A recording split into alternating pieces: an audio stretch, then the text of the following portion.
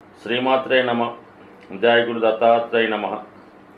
ఈ వీడియోలో మనం తులారాశి వారికి అదృష్టయోగం ఏ విధంగా ఉంటుంది, వారి జీవితంలో కలిసి వచ్చే అదృష్ట దశలు ఏవి, ఏ దశ జరిగినప్పుడు జాతకుడు జాగ్రత్తగా వ్యవహరించాలి అన్న విషయాన్ని మనం ఈ వీడియోలో తెలుసుకునే ప్రయత్నం చేద్దాం. మరి తులారాశి వారికి శుక్రుడు అధిపతి అవటం వల్ల ఈ రాశివారు ఒక సెలబ్రిటీ హోదా కలిగి ఉంటారు. మొత్తం 12 రాశుల్లో కల్లా అదృష్టవంతమైన రాశి తులారాశి. ఈ రాశి వారి మీద అందరి యొక్క దృష్టి పడడం జరుగుతూ ఉంటుంది. ఆ కారణం వల్ల ఏంటంటే వీళ్ళు ఎదుటివారి యొక్క ఈర్ష్య అసూయకి లోనవుతుంటారు. వాళ్ళు అనుకున్న విధంగానే సహజంగా వీళ్ళ జీవితంలో అన్ని సౌకర్యాలు జీవితంలో రావడం జరుగుతుంటాయి. ఇది వాయుతత్వ రాశి అవ్వటం వలన, తులారాశి అవ్వటం వలన వీళ్ళలో ఏదో ఒక సామర్థ్యం ఉంటుంది, ఏదో ఒక కళలో మంచి నైపుణ్యాన్ని కలిగి ఉంటారు. సో ఈ కారణం వల్లనే వీళ్ళు ఎక్కువగా ఈ సినిమా, టీవీ, మీడియా రంగంలో ఉంటారు. సో ఎక్కడికి వెళ్ళినా కూడా వీళ్ళు ఒక విధంగా గుర్తింపు కలిగి ఉంటారు. అయితే వీళ్ళ జీవన విధానం చాలా కాస్ట్లీగా, చాలా రిచ్గా ఉండడం వల్ల చూసిన వాళ్ళకి బాగా ధనం ఉన్నట్టుగా కనబడుతుంటారు. కానీ వాస్తవానికి వీళ్ళకి ఆదాయం కన్నా ఖర్చు ఎక్కువ నడుస్తూ ఉంటుంది. ఆదాయానికి మించి ఖర్చు పెట్టడం వల్ల వీళ్ళ ప్లానింగ్లో మధ్యలో ఏమాత్రం తేడా వచ్చినా చాలా వరకు ఇబ్బంది పడుతుంటారు.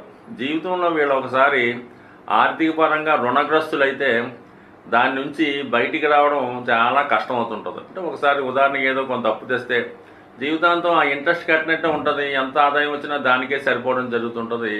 ఫర్ ది సేమ్ టైం వీళ్ళ దగ్గర ఎలా ఉంటుందంటే, వీళ్ళ దగ్గర 10 లక్షలు క్యాష్ ఉన్నా ఒక 5 లక్షలు అప్పు ఉంటే అది తీర్చలేకపోతుంటారు. ఈ 10 లక్షలు వేరే అవసరాలకి, వేరే ఖర్చులకి, వేరే లగ్జరీకి ఖర్చు పెడుతుంటారు. సో ఆ కారణం వల్ల వీళ్ళు ఎప్పుడు కూడా ఆర్థిక పరంగా ఖచ్చితమైన ప్లానింగ్ ఉండాలి. అలాగే చాలా మొగమాటస్తులు అవటం వల్ల వీళ్ళు ఎంత ఇబ్బందుల్లో ఉన్నా ఇతరులు ఆదుకునే ఉద్దేశంతో వీళ్ళ దగ్గర పనిచేసేవారికి కానీ, వీళ్ళ యొక్క చుట్టూ ఉన్నవారికి కానీ ధనం అడిగినప్పుడు ఏదో విధంగా సహాయం చేస్తుంటారు. వీళ్ళ దగ్గర లేకపోయినా బయట నుంచి తెచ్చన్నా ఇవ్వడం జరుగుతుంటుంది. కేవలం ఆ బలహీనత వల్ల కూడా చాలా వరకు వీళ్ళ జీవితంలో ఆర్థిక పరంగా నష్టపోవడం జరుగుతూ ఉంటుంది. అయితే ఇప్పుడు ఈ తులారాశి వారి యొక్క అదృష్ట దశలు ఏంటని మనం పరిశీలించినప్పుడు సాధారణంగా చిత్త 3-4 పాదాలు, స్వాతి నక్షత్రం పూర్తిగా, విశాఖ 3 పాదాలు ఈ రాశిలో ఉంటాయి. అది ఎక్కువగా చిత్త 3-4 పాదాల్లో పుట్టిన వారికి సాధారణంగా కుజ మహాదశతో జీవితం ప్రారంభమవుతుంది. కుజుడు 3.5 సంవత్సరాల నుంచి ఒక 6 నెలలు అటు ఇటుగా ఉండడం జరుగుతూ ఉంటుంది. అంతవరకు కుజుడు ఓకే. అయితే చిత్తా నక్షత్రంలో పుట్టిన, స్వాతి నక్షత్రంలో పుట్టిన వీళ్ళ యొక్క యాటిట్యూడ్ విధానంలో కానీ, వీళ్ళ జీవన విధానం అంతా చాలా స్టైలిష్గా, ఏదో ఒక ప్రత్యేక ఆకర్షణ కలిగి ఉంటారు. సో అది ఒకటి ఉంటుంది. ఈ కుజ మహాదశ ఈ 3.5 సంవత్సరాలు అటు ఇటుగా అయిపోయినమ్మటనే రాహు మహాదశ స్టార్ట్ అవుతుంది.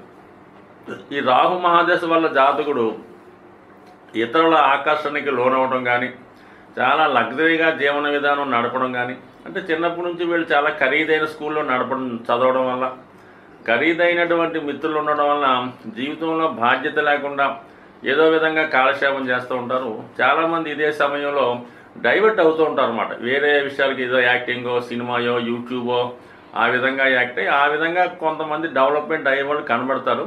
కానీ జీవితం చాలా వరకు వేస్ట్గా కనబడుతుంటారు. అంటే బాగా అతిక్రమ శిక్షణతో ఉండి పేరెంట్స్ దగ్గరుండి చదివించుకున్న వాళ్ళ పరిస్థితి ఓకే. లేని పక్షం వాళ్ళు మాత్రం కంపల్సరీగా కొద్దిగా డైవర్ట్ అయ్యి చాలామంది కొంతమంది కుటుంబానికి దూరంగా ఉండడం, బయటికి వెళ్ళిపోవడం, ఈ విధంగా కొద్దిగా ఇబ్బంది పెడతా ఉంటారు. అలాగే ఖరీదైనటువంటి అలవాట్లకి, ఆలోచనలకి ఇవ్వడం వల్ల కొద్దిగా పేరెంట్స్కి ఇబ్బందిగానే తయారవుతుంటారు. ఇంచుమించుగా వీళ్ళకి 21, 22 సంవత్సరాలు వచ్చేదాకా ఈ విధంగా బాధ్యతారహితంగా ఉండి, దాని తర్వాత వచ్చినటువంటి గురుమాదశ ఈ 16 సంవత్సరాల్లో జాతకుడు బాధ్యత తెలుసుకొని గతంలో చేసినటువంటి తప్పులు సరిదిద్దుకొని జీవితాన్ని సరిగ్గా నడిపించుకునే ప్రయత్నం చేస్తారు. అయితే ఈ 16 సంవత్సరాలు గురు మహాదశ అంటే ఇంచుమించుగా 36, 37 సంవత్సరాల దాకా వెళ్తుంది అనుకుందాం. ఆ సమయంలో కేవలం వీళ్ళు ఉద్యోగం అన్నా చేసుకోవాలి, ఒకవేళ పెద్దవాళ్ళ పర్యవేక్షణలో వాళ్ళు చేస్తున్నటువంటి వృత్తిలోనూ వ్యవహరించాలి తప్ప ఏమాత్రం స్వతంత్రంగా ఏదైనా వ్యాపారం చేద్దామను, ఈ షేర్ మార్కెట్లోకల్లో ఆన్లైన్ గేమ్స్కో ఏదైనా సినిమా తీద్దామను ఈ విధంగా వ్యాపారంలోకి వెళ్తే మాత్రం ఖచ్చితంగా ఇబ్బంది పడతారు. ఎంత గొప్ప కుటుంబంలో పుట్టినా ఖచ్చితంగా ఈ తులారాశి వారు అలాగే తులా లగ్నంలో జన్మించిన వారు వీళ్ళ యొక్క విద్య పూర్తయిన తర్వాత అంటే రాహు మహాదశ అవబోతులకు ఇంచుమించుగా 21-22 అవుతుంది. దాని తర్వాత 99% విదేశం వెళ్ళి అక్కడ జీవన విధానం సాగించి ఉద్యోగం చేస్తున్న వాళ్ళు కూడా నెంబర్ 1గా ఉంటారు. లేని పక్షంలో ఇక్కడ ఏదైనా జాబ్ చూసుకున్న వాళ్ళు కూడా బాగుంటుంది. ఎట్టి పరిస్థితుల్లో వ్యాపారానికి దిగితే మాత్రం ఈ గురు మహాదశ 16 సంవత్సరాలు చాలా చాలా ఇబ్బంది పెట్టే అవకాశం ఉంటుంది. దాని తర్వాత వచ్చినటువంటి శని మహాదశ అంటే ఇంచుమించుగా మనకి 40 సంవత్సరం అటు ఇట్లో 38, 40 మధ్యలో రావచ్చు. ఈ శని మహాదశ అన్నది తులారాశి వారికి తులా లగ్నం వారికి చాలా యోగకారకమైన దశ. అంటే 19 సంవత్సరాలు ఉంటాయి. ఇంచుమించుగా వీళ్ళకి 59-60 సంవత్సరాల వరకు ఈ శని మహాదశలో జాతకుడు అద్భుతమైనటువంటి ఫలితాలు సాధిస్తాడు. చాలామంది అప్పుడు దాకా ఉన్నటువంటి వృత్తిని డైవర్ట్ చేసి ఒక రాజకీయ రంగంలో కానీ, కన్స్ట్రక్షన్ రంగంలో కానీ, సాఫ్ట్వేర్ రంగంలో కానీ స్వతంత్రంగా ఏదైనా వ్యవస్థ స్థాపించి అనేక మందికి ఉపాధి కల్పించడం జరుగుతుంటుంది. లేదా రిటైర్మెంట్ తర్వాత ఇంచుమించుగా వాళ్ళు అనుకున్న గోల్ రీచ్ అయిన తర్వాత ఏదైనా ఒక ధార్మిక సంస్థ, ఆధ్యాత్మిక సంస్థ లేదా సేవాభావంతో కూడుకున్నది స్థాపించడం వల్ల దాంట్లో 10 మందికి ఉపయోగపడి వాళ్ళ కుటుంబానికి వాళ్ళు ఉన్నటువంటి స్థాయికి కూడా గుర్తింపు తెచ్చే అవకాశం ఉంటుంది.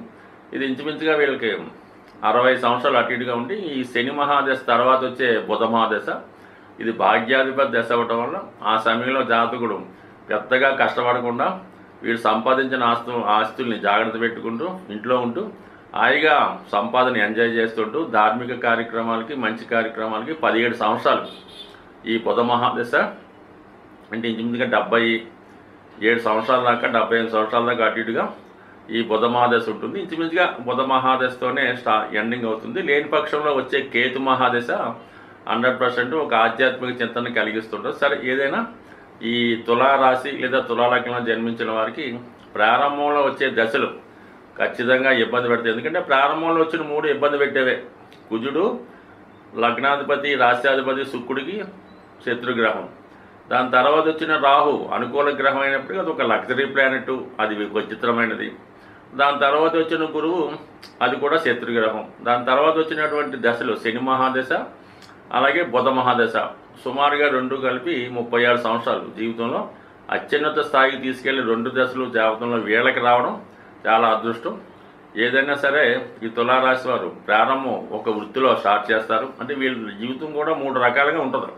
ప్రారంభం బాల్యం అంతా ఒక రకంగా ఉంటుంది, వీళ్ళు ఎందుకన్నా పనికి వస్తాడా అన్న విషయంలో ఉంటుంది. మిడిల్లో అంతా దాన్ని ఫస్ట్లో ఆయన సరిదిద్దుకొని జీవితంలో సెటిల్ అవుతారు. థర్డ్లో ఇంకా ఎండింగ్ థర్డ్ అంటే ఇంచుమించుగా చివరి జీవితం అంతా 50-60 దాటిన దగ్గర నుంచి అద్భుతంగా చాలా గొప్పగా ఉండి అటు దేశానికి ప్రజలకి 10 మందికి ఉపయోగపడే విధంగా వీళ్ళ జీవనోపాధి సాగుతూ ఉంటుంది. అయితే వీళ్ళ కంపల్సరీగా శని యొక్క ఆరాధన తప్పనిసరిగా, అంటే శని ఆరాధన అంటే శని యొక్క అడుగుజాడల్లో నడవన్నమాట. శని ఎంత క్రమశిక్షణగా ఉంటాడు అంటే వీళ్ళకి చిన్నప్పటి నుంచి ఆడంబరాలు ఐశ్వర్యాలు ఉంటాయి, అయినప్పుడు కూడా అవన్నీ పక్కన పెట్టి చాలా నిడారంబరంగా క్రమశిక్షణగా ఎటువంటి గొప్పలకి పోకుండా ఉన్నవాడు చాలా ఉన్నత స్థాయికి వెళ్ళడం జరుగుతుంటుంది. అదే ఒక విధంగా ఈ దశలు అనుకూలం కానీ గురుమా దశలో వాటిలో లగ్జరీలు లోనై ఇతర వ్యసనాలకు లోనై పోతే మాత్రం ఖచ్చితంగా ఇబ్బంది పడుతూ ఉంటారు. ఈ తులారాశి వారు కంపల్సరిగా నీలం అనే ఉంగరాన్ని, అంటే మరీ కాకి నీలం అలాంటిది కాకుండా స్వచ్ఛమైనటువంటి బ్లూ సఫేర్ ఇంద్రనీలాన్ని వెండిలో తయారు చేయించి, అది ఎంత కోటీశ్వరుడైనా వెండిలో తయారు చేయించుకొని కుడి చేయి మధ్యవేలికి ధరిస్తే జీవితం చాలా సాత్వికంగా హ్యాపీగా వెళ్ళే అవకాశం ఉంటుంది. ఇది నెంబర్ 1గా వాళ్ళు ధరించవచ్చు. దాని తప్ప మిగతా ఉంగరాలు పెద్దగా ఉపయోగపడవు. అంటే చాలామంది డైమండ్ ధరిస్తారు, కానీ ఈ డైమండ్ వల్ల శుక్రుడు అష్టమాధిపతి అవ్వడం వల్ల ఆల్ ఆఫ్ ది సడన్ జీవితం తారుమారై ఏదో ఒక స్కామ్లో ఇరుక్కోవడమో, లేదంటే ఏదన్నా ఒక ఈ మాయలో, అంటే ఏదన్నా ఒక ఇతరుల యొక్క మాయలో పడి ఏదన్నా స్కామ్లో ఇరుక్కోవడం కానీ ఈ విధంగా నష్టపోయే అవకాశం ఉంది. కాబట్టి 99% డైమండ్ అవాయిడ్ చేయడం మంచిది తులారాశి వారు. అలాగే పచ్చ కూడా వ్యయాధిపత్యం ఉండడం వల్ల కొంతవరకు నష్టపోయే అవకాశం ఉంది. కాబట్టి కేవలం ధరిస్తే నీలం ఒక్కటి ధరించవచ్చు.